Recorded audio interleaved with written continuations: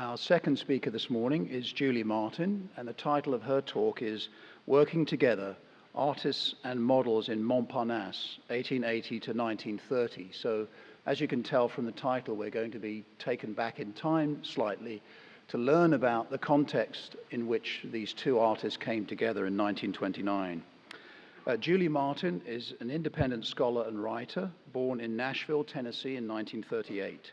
She received a BA from Radcliffe College and an MA in Public Law and Government from Columbia. She was co-editor with Billy Kluver and Barbara Rose of Pavilion in 1972, which documented the Experiments in Art and Technology, EAT is the acronym, project to bring together artists and engineers to design, build, and program the Pepsi Pavilion for Expo 70 in Osaka, Japan. Together with Billy Kluver, Martin wrote Kiki's Paris in 1988 on the art community in Montparnasse from 1880 to 1930. She also edited and annotated Kiki's memoirs from 1996, as well as numerous articles on the artist quarter of Montparnasse and essays on Man Ray. Also Chaim Soutine and Gino Severini, as well as many other contemporary artists, including Robert Rauschenberg, Robert Breer, and David Tudor. She is currently the director of EAT and working as a curatorial advisor on a series of exhibitions on the history of EAT, again, Experiments in Art and Technology. She's also editing a collection of writings on art and technology by Billy Kluver for the University of California Press. Please join me in welcoming Julie Martin.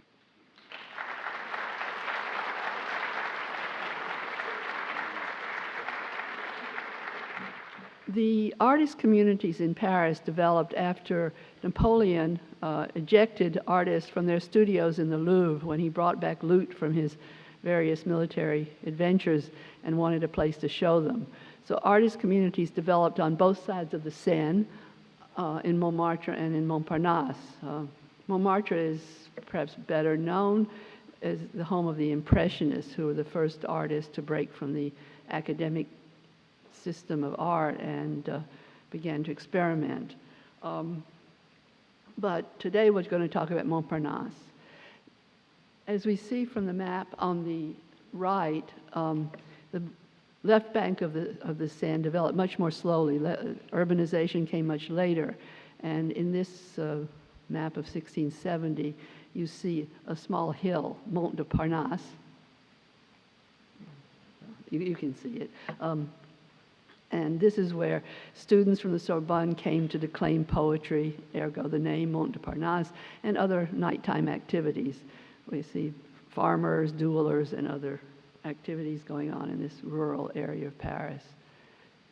In 1702, Louis XIV began the Grand Boulevard circling Paris, and the plans for Boulevard du Montparnasse were begun, and they were drawn right through the mountain. In the slide to the right, you see the beginnings of the boulevard just south of the monastery of Chartreux. And on the slide to the right, you see much more urbanization by 1876. And Boulevard Raspail is opened south of the corner with Boulevard Montparnasse, but only projected to the north. The artists who moved to Montparnasse tended to be the sculptors. They needed the flat area for their large sculptures. Also, strangely enough, American artists came to Montparnasse, probably because the École des Beaux-Arts, the official school, was on the left bank, and they settled near the school. To the right, we see the studio built by Bouguereau, who was one of the Pompier painters, one of the very successful Pompier painters. They tended to build mansions, which included their studios. And here Bouguereau is standing on the top floor of his mansion, and behind him is a glassed-in balcony that he used for painting. He was so successful that he was said to have remarked, "I lose 5 francs every time I take time to take a piss." To the right, we see Bartholdi's studio, which is at the corner of Rue Vavin, and in this etching is the depiction of a scale model of the Statue of Liberty. About this time, the standard artist studio, the model of an artist studio began to develop with, as you see, the large windows, usually facing north, and with a viewing balcony looking toward the windows. To the right, we see 9 Rue Campagne Première, in which in the courtyards of the buildings were usually built on the street, an apartment building, but in the deep courtyard would grow up artist studios. And to the right is the back of 8 Rue de la Grande Chaumière, and you see these kind of ramshackle glass buildings, usually without heat, without electricity, and often built with leftover material from the World's Fairs that took place in Paris. Also in Montparnasse began to develop free academies, art academies started by former models, former artists who had won the Prix de Rome, who began to give lessons to these new generation of students. So here you see 2 Academy Colarossi, started by a model Colarossi, to the right, and to the left you see art students choosing the pose from for a model in the studio. Just a short digression to talk about models. There was a huge need during the 19th century as the French academic system became more and more powerful and attracted more and more artists to Paris for models. The usual model wanted was a male model who could be a hero, a centurion, a Greek god, but there was need for Madonnas and cherubs, so that whole families could be involved in the modeling profession. In the beginning of the century, they had the working class Paris to choose from. But again, with industrialization, there were many more jobs for the men and for the women as seamstresses, the new department stores, etc. And this void was filled by Italians. The artists who had won the Prix de Rome and went to the Villa Medici in Rome began to tell the models there, well, come to Paris, you know, we'll give you a job, and the floodgate opened, and families from Italy arrived in Paris. Model markets developed in Montparnasse. It was on Boulevard Montparnasse and Rue de la Grande Chaumière. Every Monday, the families of Italian models would gather and be chosen by the monitors for the academies, or an artist 1 or 2 might share a model and come and choose a woman, choose a baby for Cupid, et cetera, et cetera. But with the war, this changed. You didn't need working papers to be a model. It was not considered a profession. So when the war came, all of a sudden these were aliens who without papers, and many of them were sent home, so that a whole profession disappeared, and there had to be a new source of models. So I think this is what the rest of my story will be talking about, is the models who came to Montparnasse and how their role changed. Just the beginnings of cafe life and of artist community life was centered in Montparnasse around Carrefour Vavin. You see to the right, Raspail is being completed to the north, which connected Montparnasse to the rest of Paris. 2 cafes open. On the image to the right, you have on the left the Dome, and on the right the Rotonde. The Rotonde was bought by an enterprising patron, Libion, who was the first of many of the Montparnasse barkeepers who encouraged artists to come to the cafe. They could sit for a long time over a café crème. They would break off the ends of the long bread and have their lunch with him not looking. And his welcoming them created a community of artists, foreign artists, as they began to come to Montparnasse, which was unknown. Also the models, once the models or the young women of the quarter could come to the cafe, be part of cafe life, and mix with the artist as well. So to the left, you see a drawing by Swedish artist Fugstedt of the Rotonde with Libion in the back. The slide to the right is, in the middle is Libion, one of the only photos we have of him sitting in front of La Rotonde. And another photo of the Rotonde a few years later where you see the artist pictures hung on the wall and people hanging out. The dome across the way, slowly the coachmen who had been populating it from the railway station, the tramway station down the street, were driven out by artists. The back room was taken over by the American artists who played billiards, and the front room was taken over by German artists.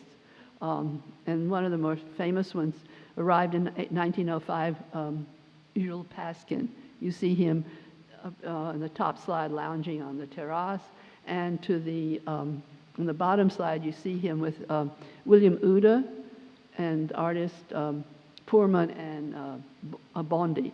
And the joke, if you see the number of saucers, those of you who know Paris, your bill was calculated on the number of saucers that built up. And I think they're just joking that they've been sitting there that long.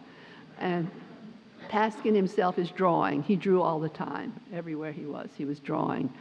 He met a young art student, Hermine David, shown to the right, and he asked her out.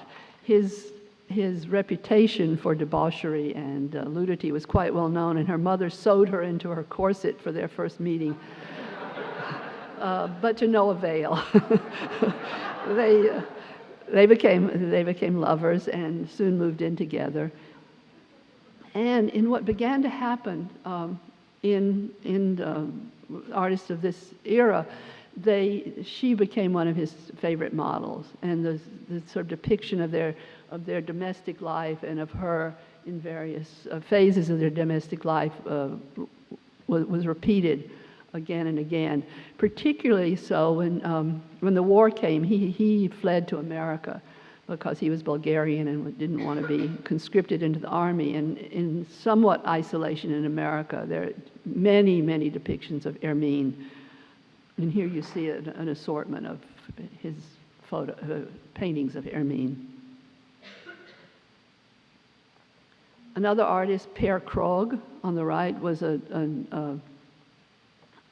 Norwegian artist who lived in Montparnasse. His father, Christian Krohg, lived there since the beginning of the century and taught at Colarossi, and Per grew up in Montparnasse. He was a student at Matisse's academy. Sarah Stein had studied with Matisse informally and talked him into opening an academy. So in 1908, in a former convent on Boulevard des Invalides, the Matisse Academy opened, populated mostly by foreigners, Swedes, Germans, Russians, and only 2 Frenchmen.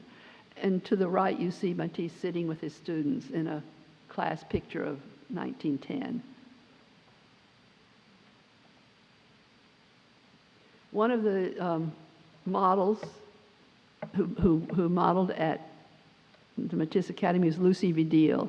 Her story is very similar to many of the women who began to come to Montparnasse. She grew up in Issy-les-Moulineaux, very close to Paris. At 14, her mother took her out of school and apprenticed her to a sausage maker. She didn't really like this and ran away to Paris and was working as a seamstress living on Rue de l'Ombre. A friend of hers said, well, why don't you model, and send her to Marquet. She modeled for Marquet, who recommended her to Matisse. And then she worked with Matisse and then modeled at the academy where she met Per Krohg. Here you see Lucy in the studio of an informal photo, and this sculpture of her by an unknown sculptor. Per and Lucy fell in love on the dance floor at Balbelier, one of the dancing halls in Montparnasse, and discovered that they could make a living or make money in the summer by giving demonstrations of the latest Parisian dances. So in the summer, they would go to Norway and Sweden, Denmark, and give dance demonstrations and earn enough money to come back and live in Paris and work as artists. And again, Lucy was one of his favorite subjects, and here you see a very beautiful depiction of their domestic life of Lucy with their son Guy.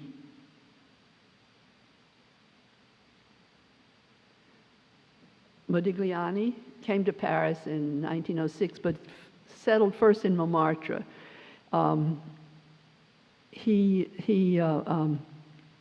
But he became more and more interested in doing sculpture, and so soon moved to Montparnasse, which was much easier to do sculpture, as I was saying. And also because there was a lot of building in Montparnasse, the Italian carvers would give him limestone and tools and help him do his sculpture. This amazing photo to the right is the artist decamping from a house at 7 Rue de Delta in Montmartre, where Dr. Alexander, an early patron of Modigliani's, had set up an artist colony where several artists could live. And it's quite amazing to see those two paintings just sort of on the ground, getting ready to be moved. But as you see, they were nudes that Modigliani had done with unnamed models, but probably women that he had found in Montmartre. As I said, Modigliani moved to Montparnasse, where he began to do sculpture, but the war put an end to that. Not only did building stop, but of course the limestone was no longer available, and he turned back to painting, and he did paintings of friends and acquaintances. So to the left, you see this wonderful photo by Jean Cocteau, which Billy dated to August 12, 1916, where they had lunch at the La Rotonde, and Picasso, Modigliani, and André Salomon are posing for Cocteau's camera. And on the right, you have, from 1916, I think, Modigliani's portrait of Picasso.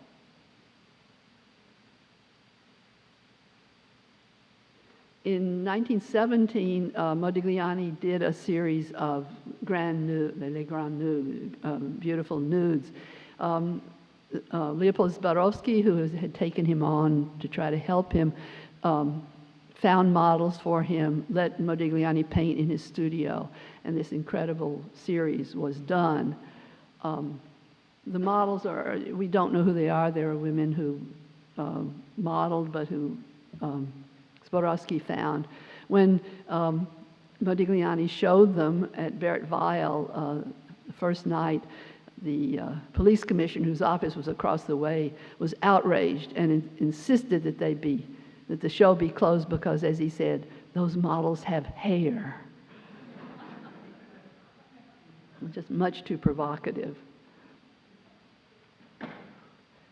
In this same year, Modigliani met Jean Hébuterne, and they fell in love together. You see Jean standing in clothes that she designed herself. She was an art student, but also a design student. And Modigliani began to paint. This is one of the first of many portraits of her. And what's very interesting is, as his lover, he never did a nude portrait of her. And I think I found that throughout, that the nudes tended to be more professional models, whereas these intimate portraits tended to be of your lover were clothed. One of the last paintings that Modigliani did was of a Swedish art student, Tura Klinckowström, and it happened in the way that a lot of he found his models. She newly arrived in 1919 after the war to Paris, and her first stop was La Rotonde, brought there by another Swedish artist, Niels Dardel, who was a friend of Modi's. Modi immediately started drawing her, and then he said, will you come and pose for me? Niels Dardel can be the chaperone. And he gave her his calling card, or he wrote down his address. He was now living in this studio in the courtyard at the very top of a studio building in the courtyard, Rue de la Grande Chaumière.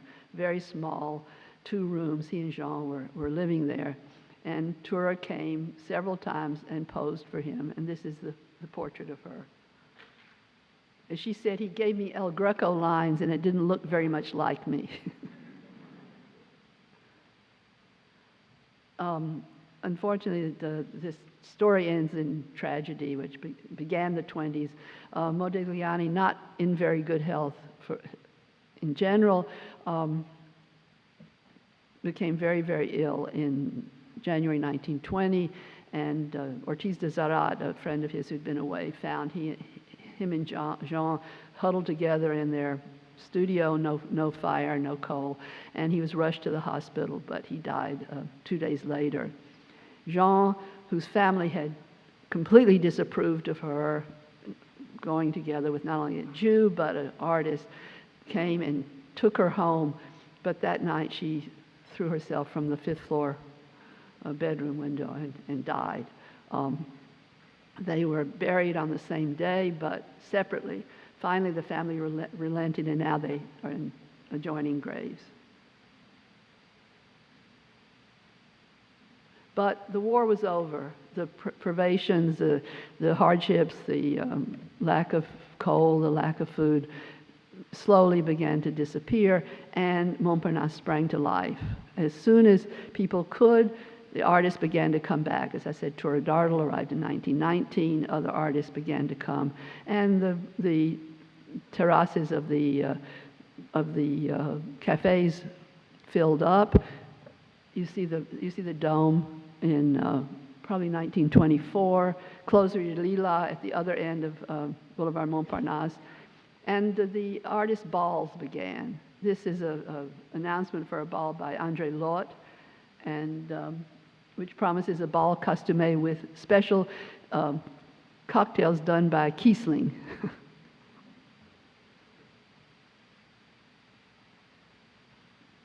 Kiki, who became one of the most celebrated models in this era, was born in Châtillon-sur-Seine. You see on the right, one of the headwaters of the Seine. Her mother had fallen in love with a very romantic charcoal maker, a hunter and charcoal maker who made charcoal in the woods and came into town blowing on his trumpet to announce his arrival. But he refused to marry her. He married a daughter of a rich farmer. And so the nuns sent Kiki's mother to Paris to work in a maternity hospital, which was to somehow punish her. And Kiki was brought up by her grandmother. So here we see Kiki's drawings done much later, evocations of her childhood, school, where she was usually made to stand in the corner because she would much rather roam around the fields in Châtillon. And you see the humiliation of having to go to the nuns for food. The mother had to take in washing, and the grandmother and the grandfather worked on the road for 1.5 francs a day, so that they were quite poor. So that they went to the nuns for food.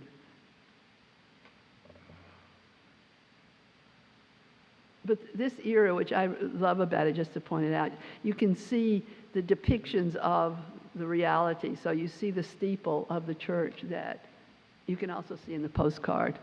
So that Kiki's painting of her hometown, it is her hometown. When she was 13, her mother took her to Paris, hoping to send her to school to become a linotypist like her mother. But at 14, took her out of school. That was the age at which young girls could work, and apprenticed her to a baker.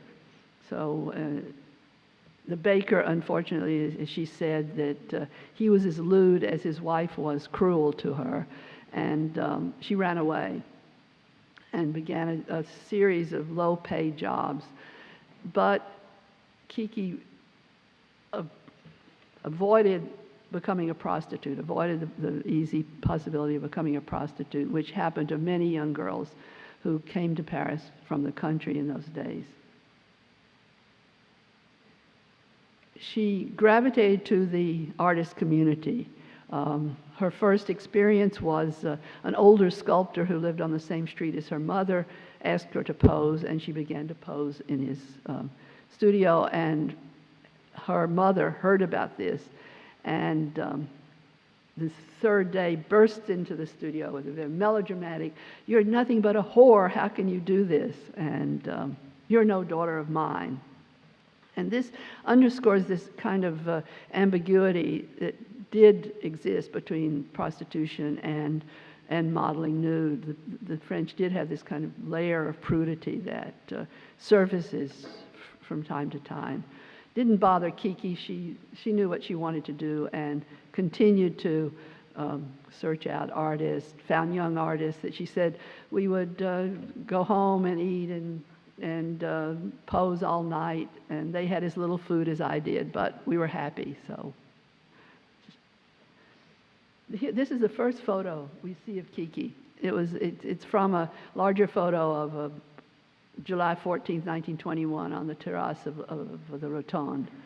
And Kiki met a Polish artist, Maurice Modigliani, and began to live with him. And she said, well, we didn't have a lot of money, but we did have enough to eat.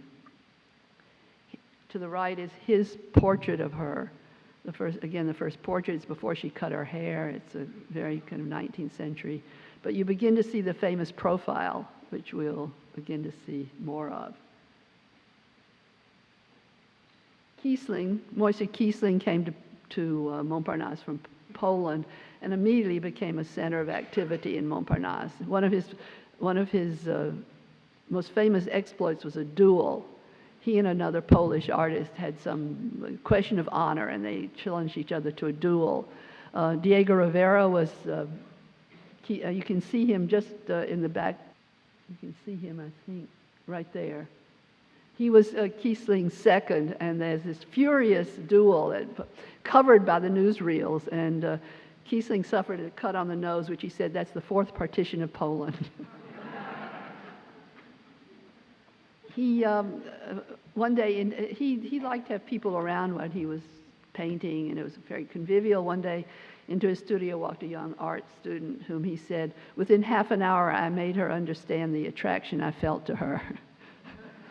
And they were married, and the three-day wedding celebration ended with various artists in states of undress, slumped over lampposts in garbage heaps, but apparently a good time was had by all.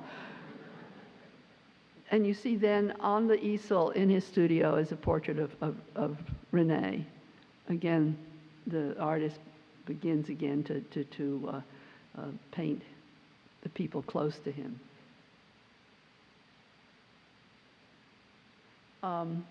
One day, Kiki's sitting at the Rotonde with Modigliani, and Kisling comes back from a trip from Saint-Tropez and says, "Oh, who's the new whore?" Jokingly, and they trade insults and finally agree that she will go and pose for him. And she said, "I have a three-week contract with Kisling." She goes to pose for him, and she said, I'm kind of a mess as a model, but we outdo ourselves by seeing who can sing songs the loudest and act the craziest. But obviously she was a good model because these very beautiful images of her that Kisling painted. And to the bottom there is Kiki's evocation of "I'm posing." And Kisling continued to paint her throughout the 20s. So you can see the different evocations, and the photograph. It's Kiki to Kisling, and Kisling's nickname was also Kiki. So Kiki is dedicating it to Kiki Kisling, and he kept it on a wall where he kept hundreds of photographs of models and friends. Foujita was another Montparnasse artist. You see to the right, he's arriving after having some success in Japan as an artist. He followed his teacher, who had studied with Cormon in Paris, and got his father's permission, and comes to Paris, arrives about 1913, and as he says, there you can see what I looked like on the boat arriving. Very soon he was integrated into the community and a very well-known character with his fringe hair, little mustache, and round glasses. And to the right, there he is at his easel. He asked Kiki to come and pose for him, and when she arrived at his studio, which was in these former stable in the courtyard at 5 Rue de l'Ombre, he said she arrived nude under her coat, and took off her coat and was ready to work. But she immediately ran to the easel and drew him. So to the right is Kiki's portrait of Foujita, which was sold at Henri Pierre Rocher, of later Jules and Jim fame. But he spans a long period. To the right is Foujita's beautiful nude of Kiki, which he said was shown at the Salon d'Antin and immediately bought for 8,000 francs, and he was famous from then on.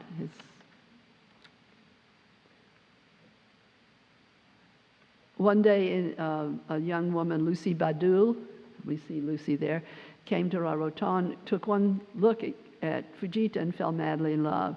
She spent the next few days looking for him in his studio. When she found him, they disappeared into a Montparnasse hotel for 3 days with Foujita's current mistress searching all the hospitals and morgues to find him. Again, he did an extraordinary nude of Yuki. He christened her Yuki, which is Japanese for snow, and in this beautiful portrait, Yuki, goddess of snow, his portrait of her.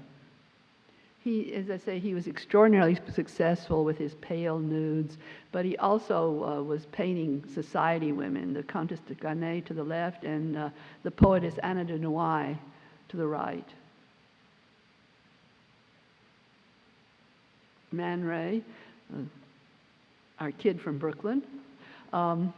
Here, he set up a studio in his bedroom in his parents' apartment in Brooklyn, and you see that photo, a self-portrait he took to the right, and you see a portrait of his brother Sam to the left, and a sketch of his sister to the right, but his mother got very upset when he and a couple of other artists contracted to have a nude model come for sketching sessions. So he moved to Manhattan, where he, a few years later, met Duchamp and became active in the New York Dada activities. He arrived in Paris on July 22nd, 1914. He, in his memoirs, says he arrived on July 14th, which of course is, everyone likes to say they did things on July 14th, but it was actually a week later, and stayed in an apartment furnished him by Duchamp. Duchamp introduced him to the Paris Dadists, and he immediately had a show that fall. So he was as an American artist who integrated in with a French artist very, very quickly. He moved. He was attracted to Montparnasse, as he said, a quarter where people spoke French as badly as I did. And so he moved to a Hotel des Écoles. Well, anyway, you can probably see the sign, Hotel des Écoles, on Rue de l'Ombre, where he set up a studio. And he saw Kiki at the Dome and was immediately entranced, was introduced to her by another artist, and immediately asked her to pose for him. She demurred, saying that he took photographs and they could be too realistic, and she had very little hair. This was one of her things. She had very little pubic hair, and she was afraid it would be sort of pornographic to pose for a photographer. But he convinced her that he would do it very tastefully, and she agreed. And these are the first photos of Kiki posing for Man Ray. He set up a backdrop in his hotel room, and you see a very kind of awkward, shy, quite young Kiki posing. They were beautiful enough to convince her that he was okay, and she came back for the second session. And as Man Ray writes in his memoirs, hardly able to keep his mind on the camera. He tried to take more pictures, but they fell into each other's arms, and 9-year love affair began. And 9-year love affair and artistic collaboration. Man Ray was very successful right away. He had commissions to take photos from people like Henri Pierre-Rocher, and Sylvia Beach asked him to take photos of American artists, and the Dadaist also, he worked with them, so that very soon he was able to move into a studio in this elegant studio building at 31 bis Rue Campagne Première. I think his studio was sort of there.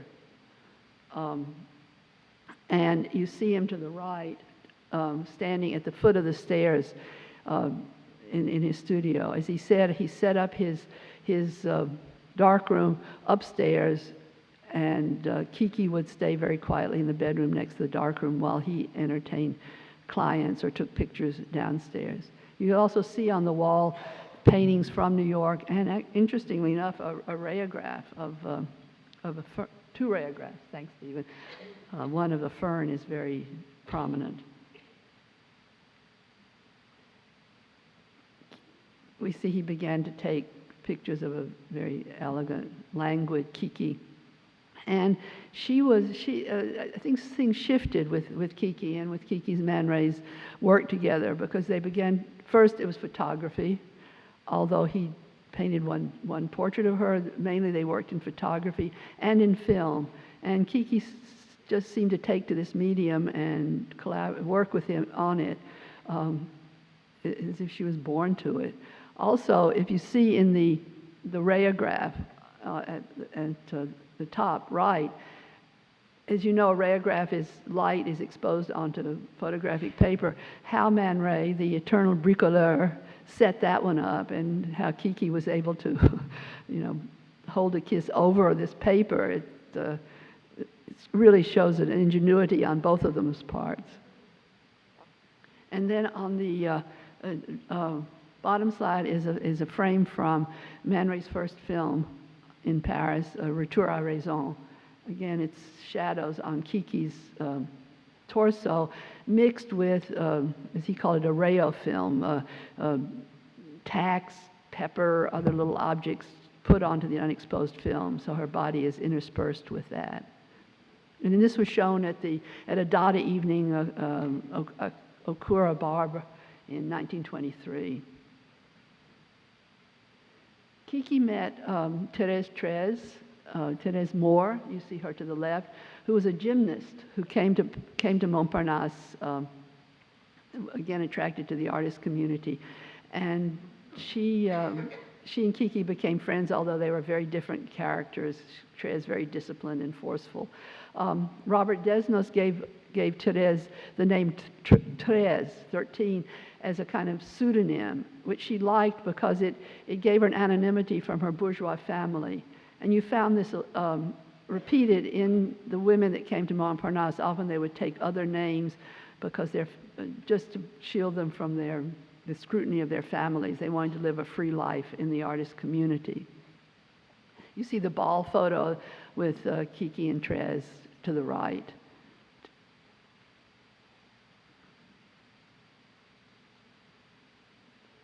Thérèse fell in love with Père Krohg, and you see him in his studio, a studio he moved to at Rue Val-de-Grâce, and the portrait he made of her coming up the steps. The nude of her indicates a sort of deepening, intimate relationship that they had. But this love affair embroiled Thérèse in one of the great dramas of Montparnasse. Pascin, having come back from the United States, went to find some old drawings at Rue Joseph Bara and ran into Lucy Krohg at that time, fell madly in love with her, and pursued her until she agreed to enter into a secret affair. So this was not known for several years. So you see the two families, the two groups going out to lunch together. The two photos are from Robinson, a park outside Paris. And slide to the left is Père Krohg, sitting with Pascin and Père and Lucy's son Guy. And to the right is Lucy, Pascin, Guy, and Hermine David. So that on the surface everything was calm, but underneath something else was going on. And I think you see it on this progression of paintings that Pascin did. On the first, Lucy and Hermine are together. On the second painting, Lucy is realized and Hermine is barely sketched in and it was never finished. And in the third, you see a languid, beautiful Lucy all alone. Pascin's favorite kind of models, though, were the young girls. And Lucy began to work with him to find the models. Here you see two of them, Césarine and Paquita. Lucy would make little gray slips for them to wear and get them there and get them ready for Pascin. He also painted his friends, and a very funny story is when he painted the Fleckheim, the dealer from Berlin. He said, I want to paint you as a toreador. And Fleckheim said, okay, if you'll dress up too. So there you see them both in Spanish costumes. And in the middle slide, you see the photographer Tura Dardel taking a picture of the process. Pascin also made friends of the models that he worked with. Many of them became part of his entourage, part of his family. To the top left is Julie Luce, who was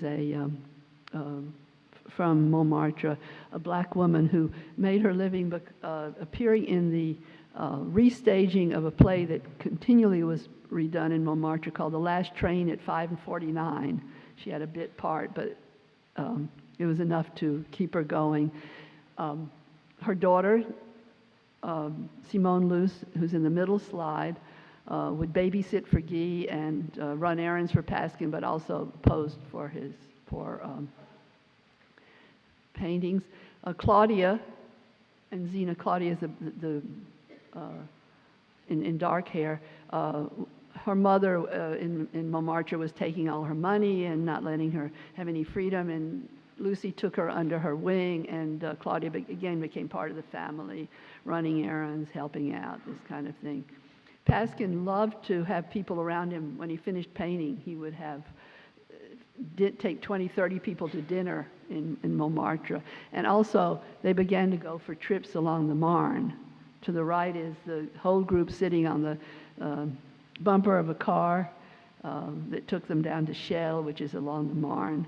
And you see Julie Luce sitting above Pascin, and to the right, Lucy with some of the models.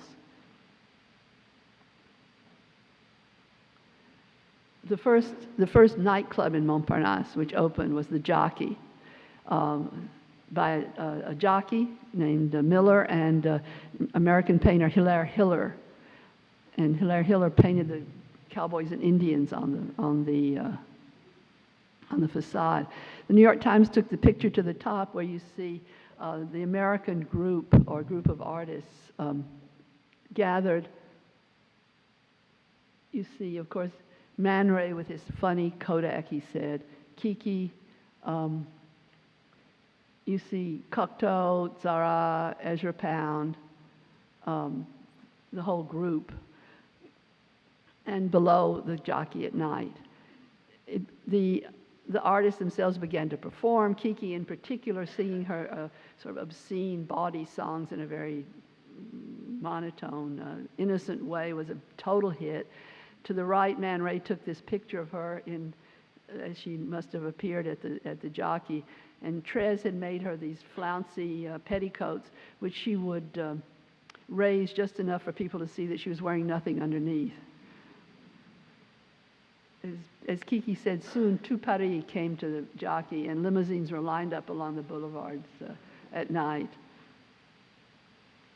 One of the people that came was Jacques Collin, a silent movie star in Paris, who decided he wanted to make a movie, Galerie des Monstres, a movie about the circus. And so he chose people in Montparnasse to be in the parade. You know, the parade is the kind of show in front of the circus tent, which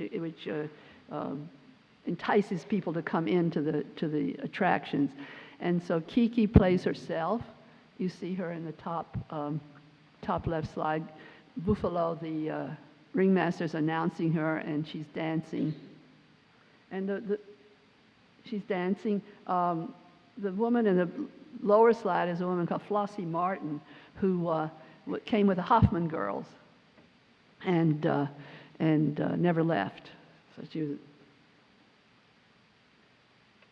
We see one of the great collaborations between Kiki and Man Ray, which produced the photo that Man Ray published in the Surrealist magazine, Violon d'Ingres.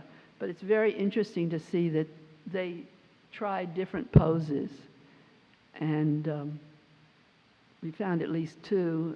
Stephen may have found more,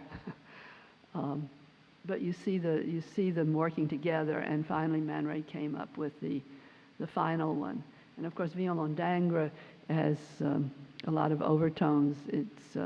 It's French for hobby, which might indicate that Man Ray is declaring that photography was just a hobby for him, as well as the idea of Ingres' paintings of harems and brothels and violin. A woman's body is a violin you play.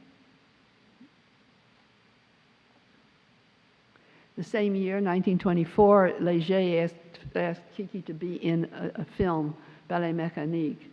And here you see several images from Ballet Mécanique. The one to the left, the fractured image, was made with what Ezra Pound called a vortiscope, which he constructed out of a broken shaving mirror. So he was involved with Dudley Murphy in making the film with Léger. And then you see these close-ups of Kiki with the makeup, which she must have devised for especially for the film. Man Ray and Kiki traveled to the South, and on one of these trips, or the aftermath of one of these trips, again came up this idea of the fragility of the reputation of the model, the prostitution with modeling. You see in the left slide there, making fun of this idea. Kiki's playing prostitute to his pimp or to his customer. But left alone, he went back to Paris. She stayed at the Welcome Hotel in Villefranche, which was a naval port. So there were a lot of sailors and a lot of what was called butterflies, the prostitutes who followed from port to port, followed the ships and the sailors. And so one night she goes into a bar where they hadn't been. She'd been hanging out with the sailors, making great fun, and the bartender immediately said, "No new whores in here." Kiki got totally angry, leapt at him, and a fight ensued. The police were called, and Kiki also fought with the police, which is you don't hit a policeman in France. And she was taken off to jail in Nice. So once Trez and Man Ray heard about it, they mobilized their forces. Georges Malkin, who was a fellow surrealist, was in Nice at the time, found the right lawyer, and by, maybe not bribing, but by convincing the lawyer that Kiki was a model and was respectable and just nervous, she was given a suspended sentence. So you see her evocation of the three judges and the lawyers arguing her fate, and the bottom is Malkin's telegram saying Kiki's free and in good shape. So Kiki was free to return to Montparnasse and to a community that understood her and supported her. And these, again, some extraordinarily beautiful photos that she and Man Ray made together.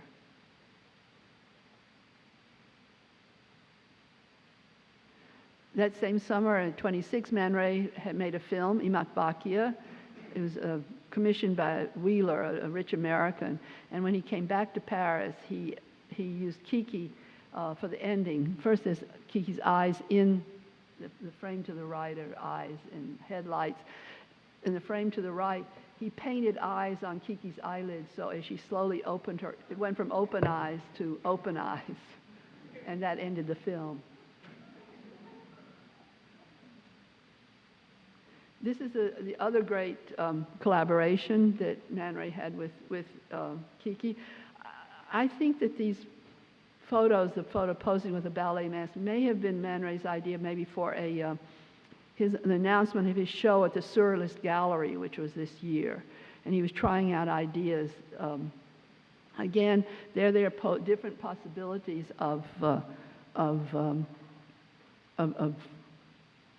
interacting with the mask. And also you see something very interesting, which is how informal sometimes these posing sessions would be. She just pulled down her dress, and they started taking the pictures. So you have two possibilities here, but the final one was this, the famous Noir et Blanche.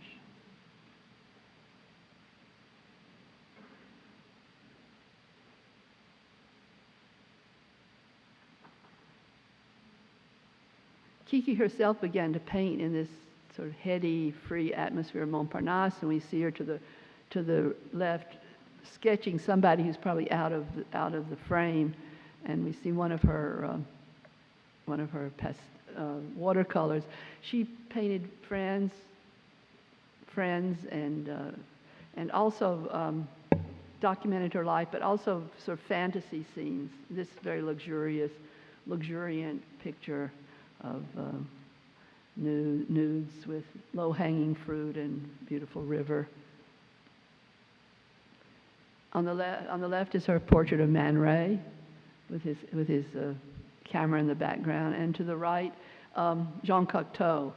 She probably met Cocteau when he came to Man Ray's to pose, and also when they would hang out together on the right bank Boîte Le Boeuf sur le Toit, which became the place that the artist went in the late 20s. Kiki had a show at the Galerie Sacre du Printemps. We see the announcement there, and she's standing to the right. A photo by Kertész. By Kertész, she's standing with an unidentified sculptor. We don't know who he is, but he shared a show with her. And the report in the Herald Tribune was that from 5 p.m. to midnight, the gallery seethed with people coming in and out and excited comments, and every painting was sold. Again, paintings by Kiki. By the late 20s, the atmosphere in Montparnasse was more and more frantic, more and more overcrowded with tourists. Billy estimated that every week ships would unload 5,000 tourists, most of whom headed for Montparnasse. And in 1927, a new restaurant was opened, La Coupole, which was a huge space.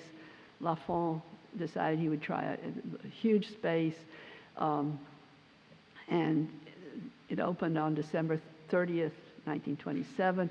And as Lafont said, by the next morning, even Montmartre had heard about La Coupole.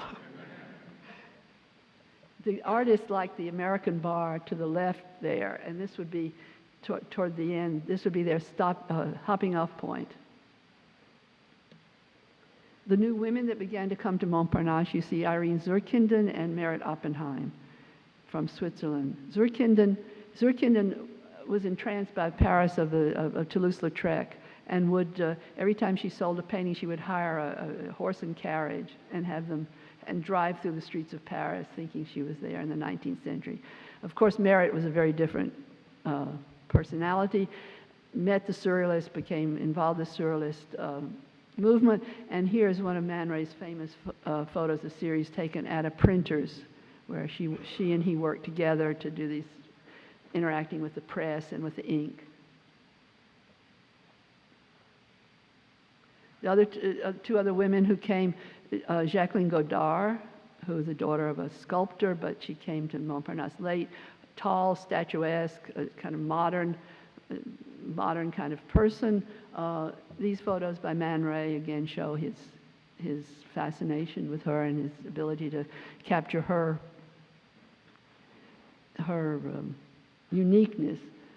Zita Pichard was another young woman. Again, she's painted by Hermine David and was more in Pasquin's circle. Alexander Calder arrived in Paris, and you see in his studio the wire sculptures. He he was asked to be filmed making one of his wire sculptures, and he invited Kiki to be the model. So you see here Kiki posing for him making a wire sculpture. To the left, you see the sculpture, and you see another piece he made of Kiki, which you could move, and he said he loved her nose that seemed to jut out into space. Kiki continued to pose for her friends. Here's two paintings by Krohg, which seems to be a riff on the naked and clothed Maya. Man Ray's film Étoile de Mer. He heard a Robert Desnos poem and decided it would make a perfect film, and he asked Kiki and André de la Rivière to be in it. Here he's filming Kiki, and to the right is one of the frames in the film. As you'll see in the excerpt here, they were afraid of the censors, so they put gelatin. He made a gelatin filter so that many of the nude scenes look like paintings. Kiki was drifting away from Man Ray, and in 1929 she took up with a new lover, Henri Broca. Broca was a young man from Bordeaux who came to Paris and fell in love with both Montparnasse and with Kiki. And he brought a new element, which was the element of PR and of nostalgia, sort of instant nostalgia. So that first he did a magazine called Paris Montparnasse. You see the issues there, in which he celebrated all of the painters of Montparnasse, Kisling, Foujita, Kiki, etc. And he began to give dinners, Montparnasse dinners, in restaurants that he was promoting, and they would again be hosted by famous Montparnasse characters. The one to the left is hosted by Kiki, and you see her embracing Foujita, who was dressed as a woman for a ball that was being held after the dinner. You see Kiki's painting of Broca, and then Broca also did PR for the bars of Montparnasse. You see his drawing for La Coupole and for the Dome. He encouraged Kiki to write her memoirs, and he published them in 1929. Kisling did the cover for the memoirs, and they held a huge party at Falstaff, a signing party, except that the book wasn't ready. So up above you see Therese holding a mock-up of the book and order forms.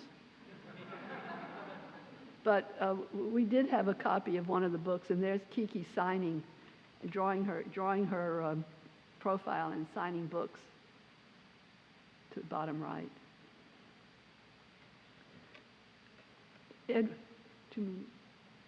Very fast. Edward Titus, the husband of Helena Rubinstein, decided to publish these in English and asked Hemingway to write the foreword, and he agreed. He said, "I'll only write 2 forewords for Kiki and Jimmy the barman." There was a huge benefit performance, and Kiki at the end of it was proclaimed Queen of Montparnasse.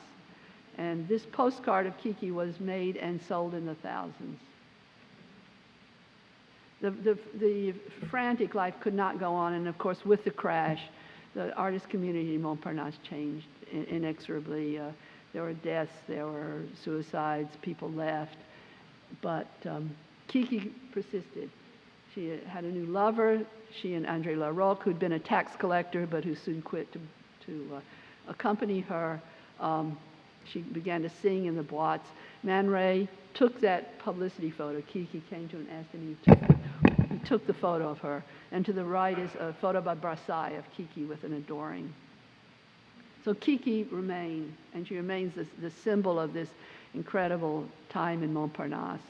Man Ray, in this photo of an elegant Man Ray, was ready to move on, and what he moved on to will be the subject of the rest of the day. Thank you.